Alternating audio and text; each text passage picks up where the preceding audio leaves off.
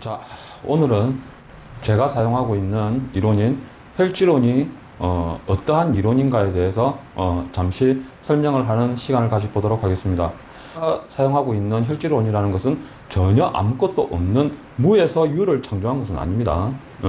혈지론이라는 이론은 적천수라는 책의 한 부분에 있는 페이지를 활용해 가지고 그 부분의 이론을 발전시켜서 만든 이론이 곧 혈지론입니다. 즉 쉽게 말하면은 적천수의 채용 정신편에 보면은 원류의 장이라는 부분이 있는데 이 부분에 이론을 발전시켜서 만든 이론이 곧 혈지론입니다. 세 개의 예문 문장은 원류의 장에 의해 만들어진 문장이라고 예문 문장이라고 볼 수 있고 마지막 문장은 적천수의 책에 나와 있는 마지막 문장은 원류와는 전혀 상관없이 그냥 끼워진 일종의 오류의 사주 명식이 아닌가라고 보고 있습니다. 그 이유는 혈지로 즉 원류의 장, 원류의 이론에서는 나중에 설명하겠지만은 당령을 했는지 못하였는지 구태여 논할 필요가 없다라고 되어 있죠. 쉽게 말해서 일간이 월지의 힘을 얻지 못했는지 이것하고는 전혀 관련이 없는 말입니다. 없다는 말입니다. 그런데 마지막 예시 문장 같은 경우에는 형충파해를 논하고 있고 일간의 당령을 논하고 있기 때문에 원류의 장에 나와 있는 이론하고는 전혀 엉뚱한 내용을 이야기하고 있기 때문에 그 부분은 마지막 네 번째 문장은 원류의 장하고는 전혀 관련이 없는 문장이 아닌가라고 생각하고 있습니다. 제가 사용하고 있는 혈지론이라는 것은 적천수의 원류의 장을 오랫도록 한 15년 정도 근 20년 가까이 이론을 발전시켜서 거기다가 살을 자꾸 붙여서 만든 이론입니다. 쉽게 말하면은 좋게 말하면은 이론을 재정립한 것이라고도 할 수 있고 좀 안 좋게 말하면은 조금 폭이 좁은 면도 있다고는 할 수 있겠죠. 하지만 그 적천수에 있는 방대한 내용 중에서 그 많은 모든 이론들을 다 익힌다는 것은 거의 무리라고 생각합니다. 많은 내용들이 있죠. 신강신리학법이라든가 형상법이라든가 청탁법이라든가 많은 부분들이 있기 때문에 이러한 것들을 모두 다 사용해가지고 사주팔자를 푼다는 것은 무리가 있기 때문에 제 입장에서는 그 중에서 한 가지만을 선택해서 사용할 수밖에 없었는데 그 중에서 선택한 것이 바로 원류의 장이라는 이론입니다.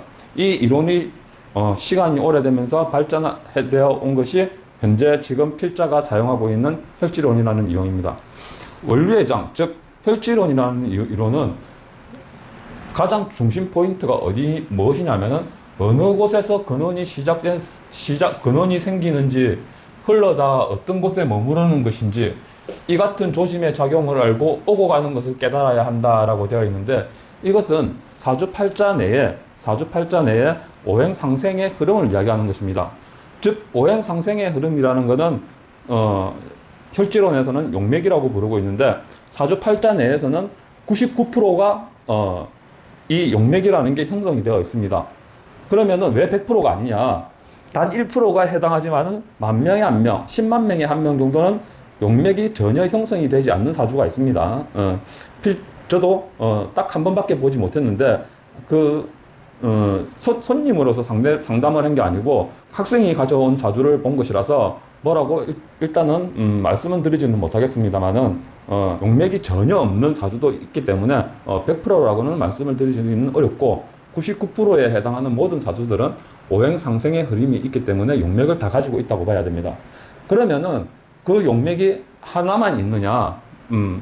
아닙니다. 그 용맥을 구분하는 방법에는 5가지 방법이 있습니다. 물론 이것은 제가 연구하고 공부를 하면서 나눈 5가지 방법으로 나누었습니다. 좀 더 쉽게 이해하고 풀이를 하기 위해서 5가지 방법으로 나누었는데 용맥을 5가지 방법으로 나누은 용맥을 살펴보면은 첫 번째는 용두혈, 두 번째는 용월혈, 세 번째는 용미혈, 네 번째는 용일혈, 다섯 번째는 용비혈 이것으로 나눌 수 있습니다. 이 원류의 장에 대한 기초 이론이 끝나고 나면은 이 부분에 대해서 좀 더 심도 있게 강의를 해볼 생각인데 그때 자세한 이야기를 하도록 하고 지금은 간단하게 어떤 이 용두혈, 용월혈, 용미혈, 용일혈, 용비혈 이것이 어떠한 것이 있다라는 것만 잠깐 알아두도록 하죠.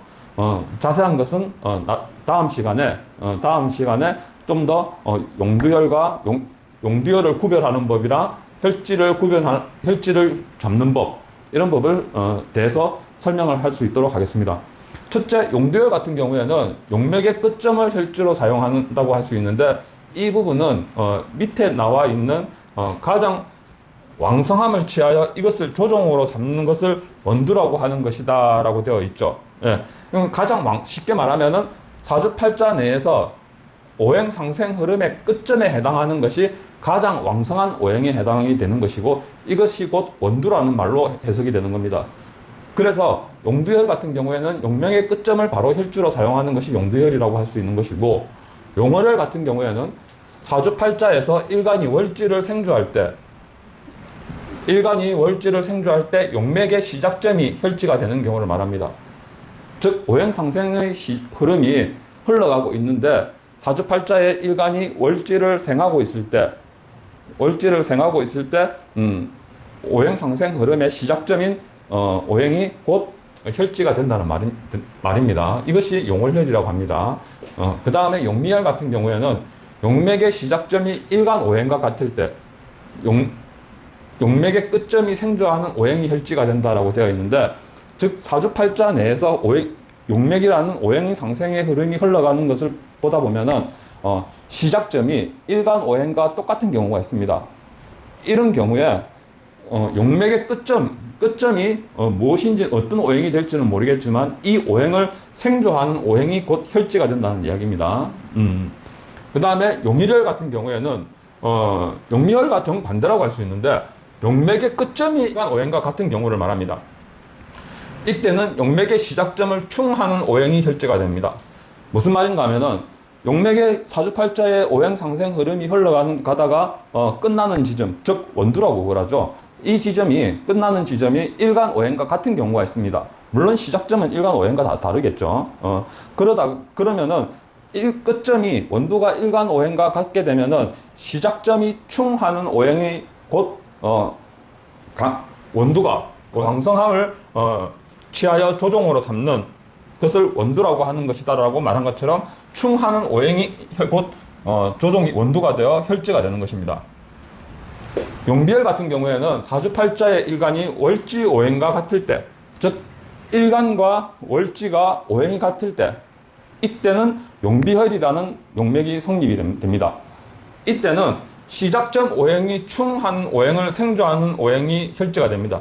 쉽게 말해서 시작점이 간목이라면은 간목이 충하는 오행이 경금이고, 경금을 생주하는 오행, 금생수하는 수오행이 혈지가 된다는 이야기입니다. 이 5가지 방법이 있는데, 이 5가지 방법이 곧 근원이 생기는지 흘러다 어떠한 곳에 머무르는 것인지 이와 같은 조짐의 작용을 알고, 이 조짐의 작용이라는 것을 5가지로 나누어 지금 설명하고 있는 겁니다. 나눈 겁니다. 즉, 한 가지 조짐만 있는 것이 아니고, 여러 가지 조짐이 있는데, 그 조짐을 좀 더 상세히 분석하고 연구하다 보니, 총 5개의 조짐이 있었다라는 겁니다. 혈지론에서, 원료장에서. 그래서 이 5가지 흐름을 통해서 혈지라는 것을 잡고, 혈지라는 거는 쉽게 말해서 여러분이 생각하는 용신이라는 개념과 비슷하긴 한데, 일단은 정확하게 말하면은 용신이라는 개념하고는 다릅니다. 용신이라는 개념은 사주팔자의 균형을 잡아주는 오행을 뜻하지만은 혈지라는 개념은 사주팔자에서 가장 중심축이 되는 오행을 말합니다. 쉽게 말해서 어떠한 물건을 깬다고 할 때 잘못 깨게 되면은 끝부분만 깨어지거나, 아니면은 다른 부분이, 작은 부분이 파손되거나 엉뚱한 부분이 파손되어서 낭패를 겪게 되는데, 예를 들어 정확하게 중심부를 찾아가지고 한 점을 정을 대고 망치로 때리게 되면 모든 것이 다 깨어지는 경우가 있습니다. 이 깨어지는 이 1점, 즉 한 점이 혈지라고 볼 수가 있는 겁니다.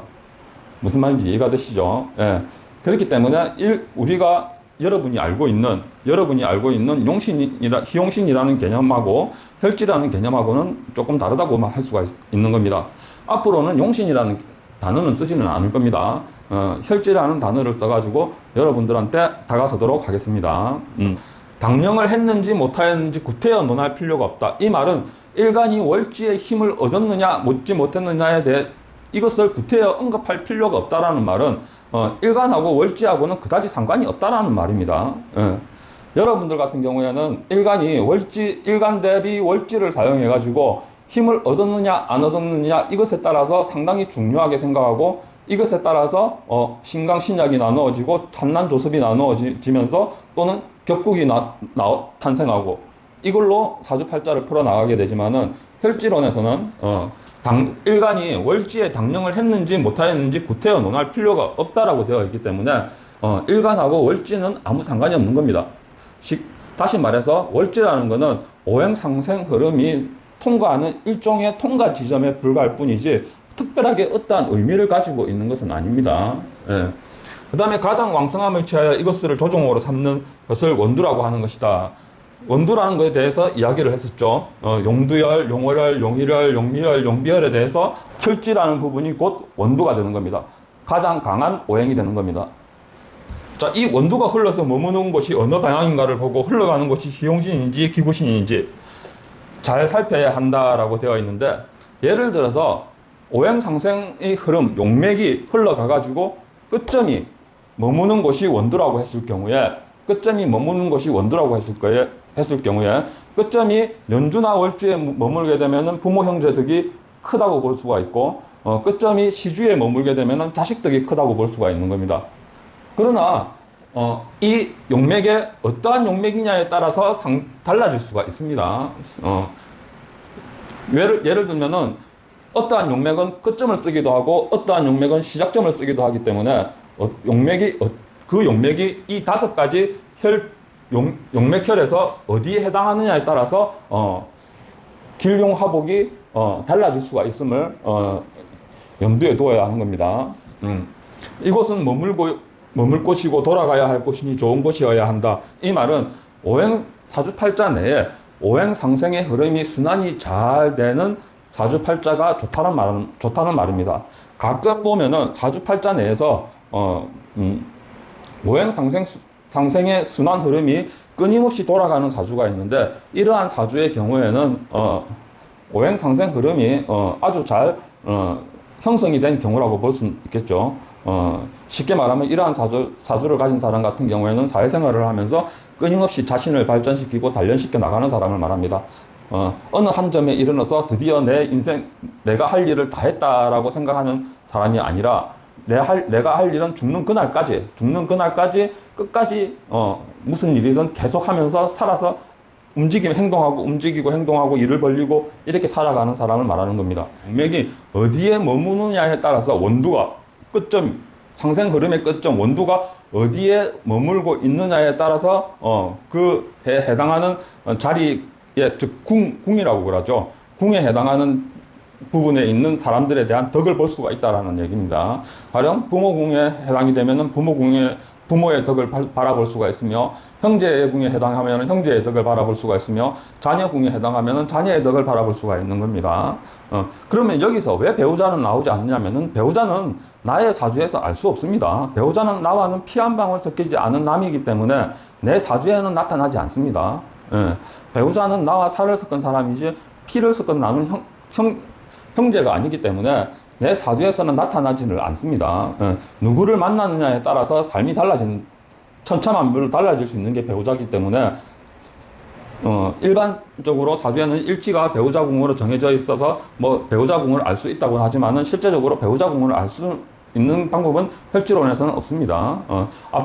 앞서 동영상을 잠깐 참조하시면은 동영상에 보시면은 배우자궁을 따로 구분하는 방법을 설명해 두었으니 그 부분을 참고하시면은 좋을 듯 합니다.